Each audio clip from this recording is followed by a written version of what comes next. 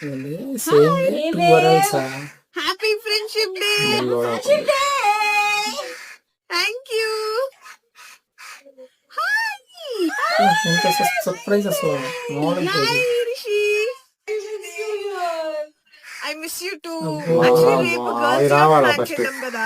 అదే ఏయ్. వచ్చారా చెప్పరా పెద్ద వచ్చిందా వినపడుతుంది చెప్పరా బాబు. అది హ్యాపీ ఫ్రెండ్షిప్ డే. ఇంట్లో ఏమన్నా గొడవ అయిందా? ఇంట్లో కూడా ఎందుకు అవుతుందిరా? డబ్బులు ఏమైనా కావాలా ఫోన్ నీకు? నాకు డబ్బులు కాదురా, హ్యాపీ ఫ్రెండ్షిప్ డే చెప్తున్నారా.